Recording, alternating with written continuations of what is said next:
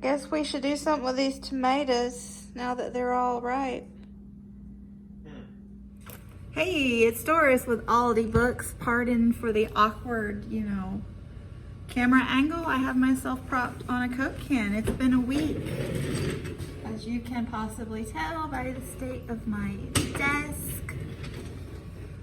Like Tuesday night, we had Steam Night, which is, what is that? S is for science. Sorry, it's been a week. Science, technology, engineering, art, and math. So it was a really fun night for the kids and their parents to come do all these activities related to those fields. I volunteered for the wrong or the right one, depending on your perspective. I was very skilled at it. We were making paper rockets to be launched into the gym rafters. So I'm crafty and, I understand a little bit of science. So it was good, but I stood there on the gym floor for 2 hours and 15 minutes straight making these rockets because they were not appropriately designed for child development and crafting purposes. But anyway, Doris to the rescue, but my back was broken by the time I got home that night. And then yesterday I got an unannounced observation. It went fine, but just talked to the principal this morning, so it's all good. We're good. Yay. So now I don't have any more of those till spring. But I got to run to the high school. I had to stop at the elementary to have my planning meeting. Ooh, my light. Darn technology anyway. So, what am I reading? Obviously, I'm a little bit behind where I wanted to be. I doubt there'll be a Friday Reads today. Highly unlikely. So, we're looking for Monday check-in at this point. But I am so close to finishing The Great Influenza and The Great Bridge. And what an amazing reading experience. Olive mentioned this recently about how books play off each other, and I'm going to use that same pun because it's right there, but it is just great, guys. I have so much to say about these.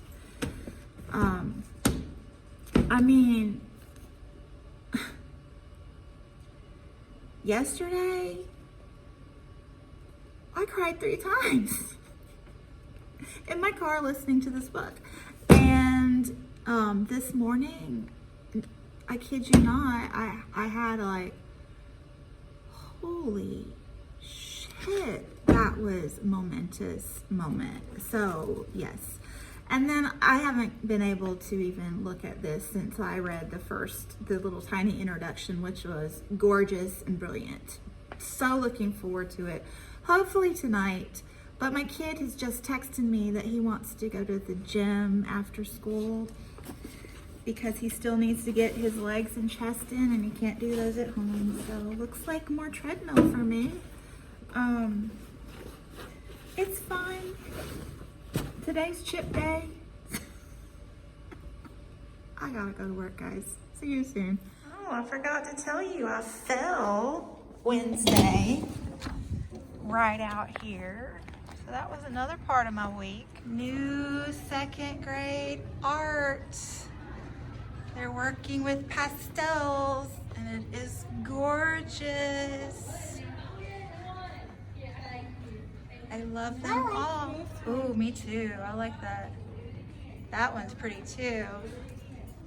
Oh, look at these. Oh, that one. Ooh. Oh, that one looks pretty. Yeah. And there's me. You like, oh, that looks like a log cabin. Ooh, friends, those kids put me through the ringer today. I am here to tell you.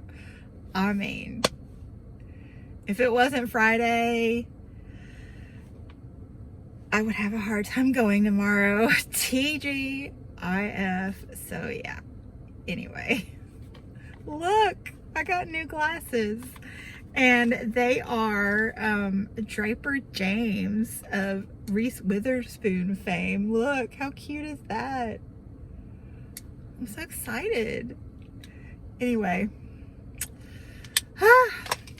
happy weekend.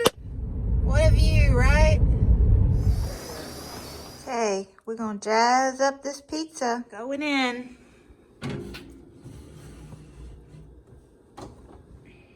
How's the Starbucks? Pretty good. Let me see the mug. Ooh, Merry Christmas. What's going on here? Oh, Boo's getting riled up. And Pico is not. Oh, Boo! Caught on film, bless. She is, what in the world? Are you hiding from that crazy cat guy? Oh, now she got to investigate your coffee. Telling you guys, there's no mice in that vent. I don't think they even have prey at this point. What are you doing down there, guy? Boo baby. No, no. No caffeine for kitties. Especially ones that are already revved up like you are. She's on the prowl.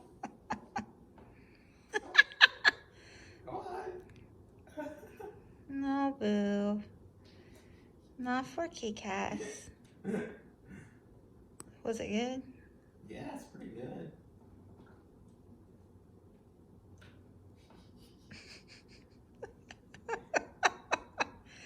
She has the weirdest taste of any cat I have ever met.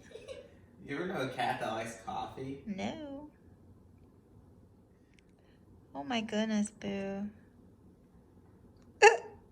Oh, no, no. No caffeine for kitties. Should get finished. Looking good.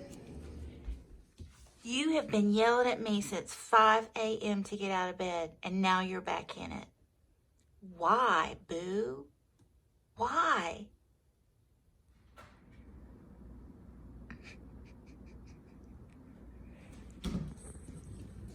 Oh my goodness.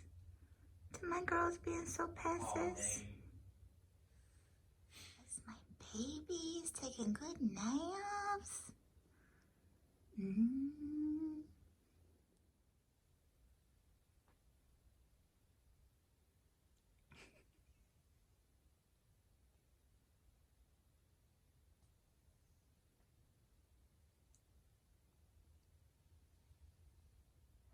Hooray, the brush pile has been knocked down to size. And we've got potatoes and plantains cooking. Pooh baby, what is wrong with you?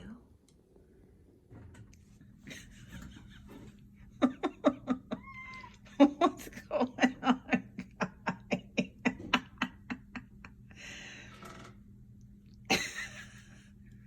What happened, buddy? Did you get yourself stuck in here?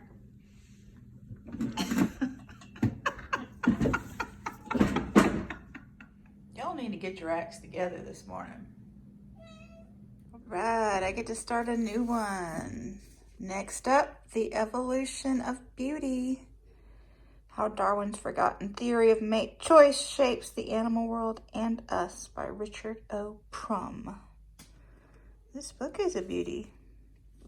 There's my filming pile, buzzword-a-thon, and some show notes.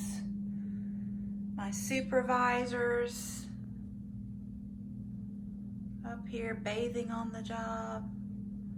I need to sit there, Boo. You're gonna have to move. That's my filming chair. This is my filming setup. Here I come. Hey friends, just a quick little check-in this morning. I finished the great books. Yay! So this was number 3 and 4 for nonfiction November. I think I've talked about them enough. So just wanted to let you know I'm finished. And I am finally into Underland by Robert McFarlane.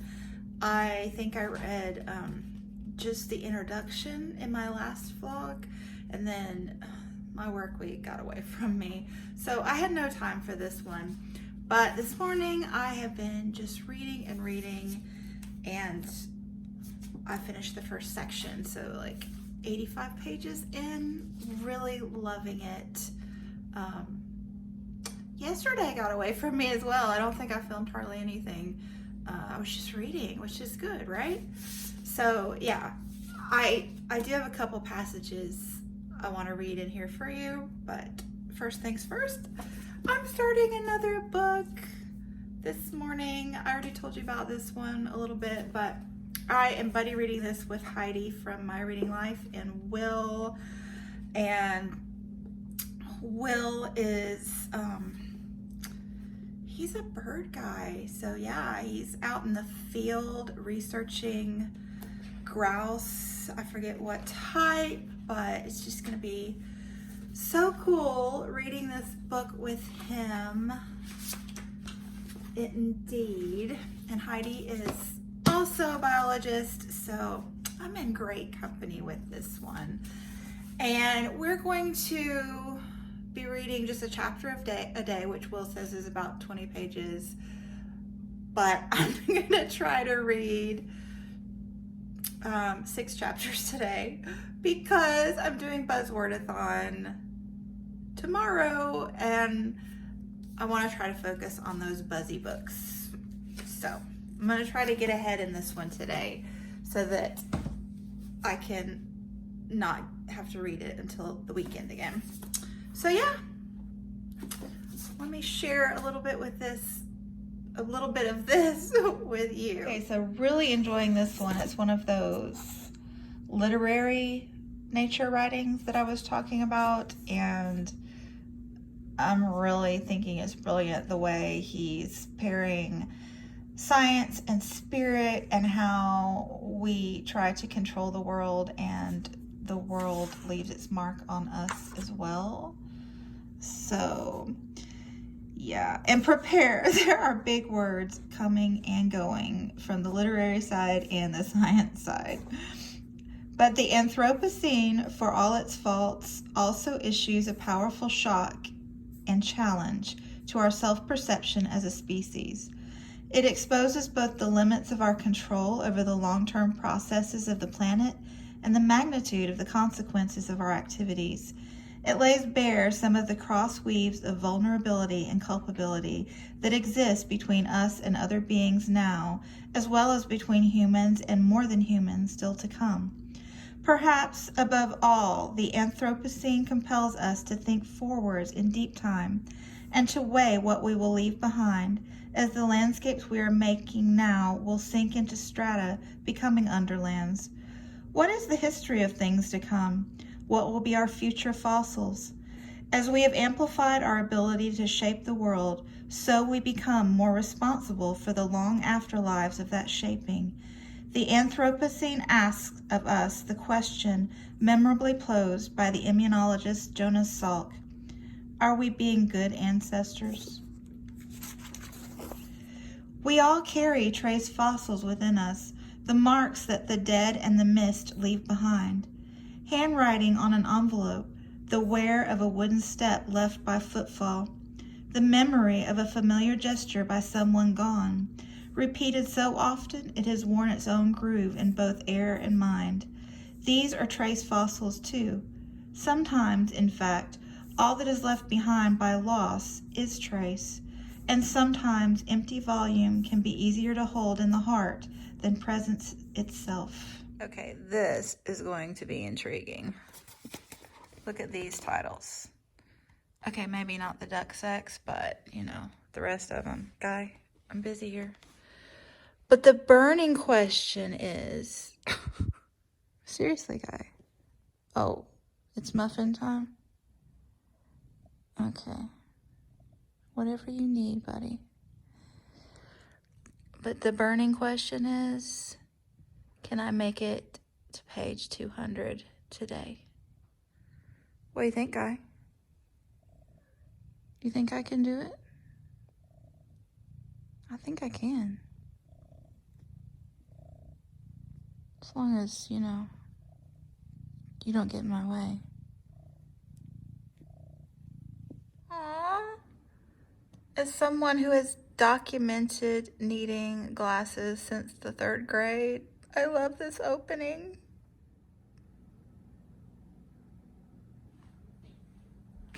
Boo. Are there ghosts in there or what? I don't understand.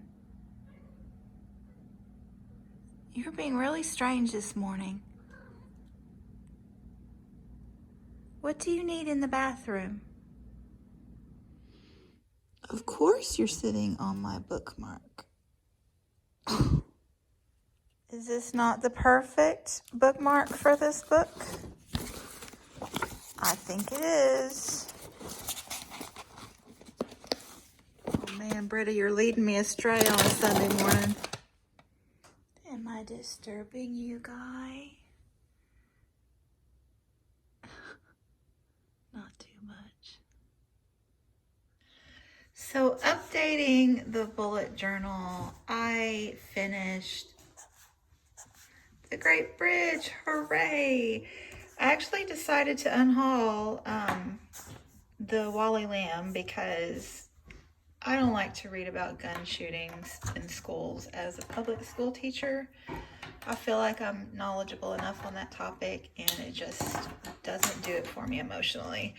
And I didn't realize that when I bought the book. So, and then I've managed to get to 59 on the watch later list, which is pretty good, I think. I mean, I know according to my chart, I'm supposed to be at 35, but you know, we'll just keep fighting that battle, won't we?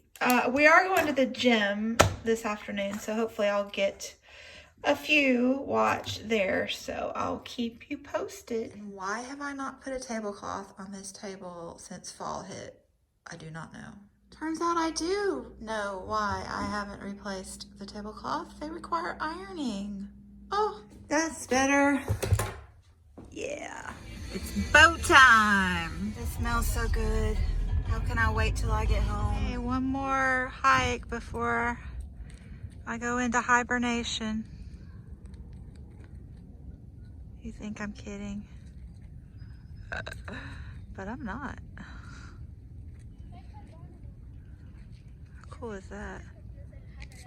Ooh, friends. It's a little bit chilly. We might have to cut this thing short.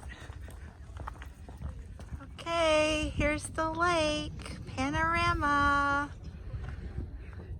That's the sweetest little family. They're getting married. One's from Israel coming to visit. I took their picture for them. Okay, we're going back now because it's 56 degrees out, which is like 13 degrees Celsius, and I'm just not feeling it, or I'm feeling it too much. Okay, guys, everything is just brown.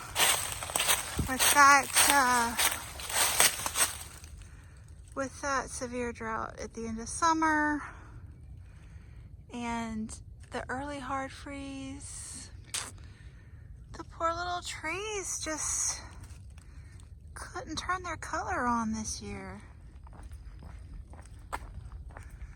Let's see. There we go. Poor trees. Remember when we used to come fishing there? Yeah. Deer.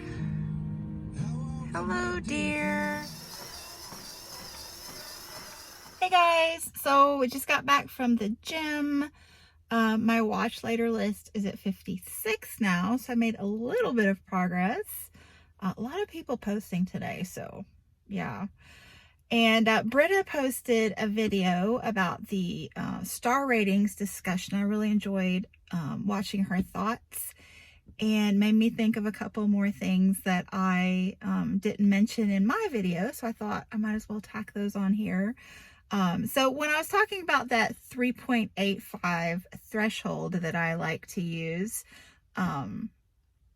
when selecting my reads, There are lots of other things I take into consideration, so it's not, hard and fast. But a couple other things I consider with that is translated works. I tend to drop that threshold a little bit for them because I feel like people don't always rate those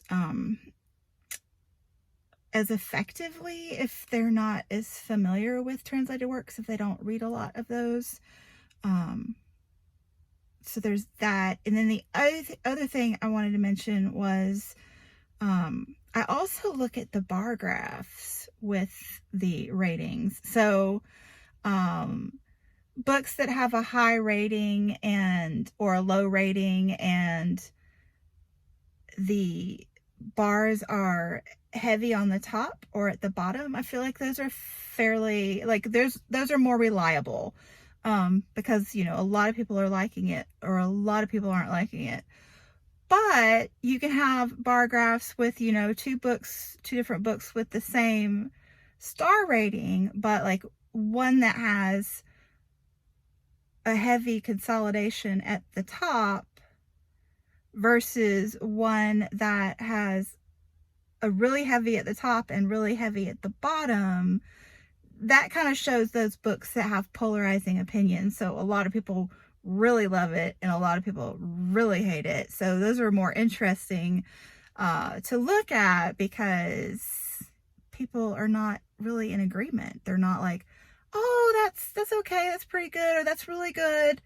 The ones that are, a lot at the top and a lot at the bottom are, oh gosh, that's brilliant. Oh man, that's horrible. So those are pretty interesting to look at. But anyway, I'm gonna go in and change out of the stinky clothes and try to get a lot of reading done this evening because I haven't done a lot since early this morning, and I think I already mentioned, but I want to get ahead on some of the books I'm reading so that I can really hit Buzzwordathon hard on tomorrow morning.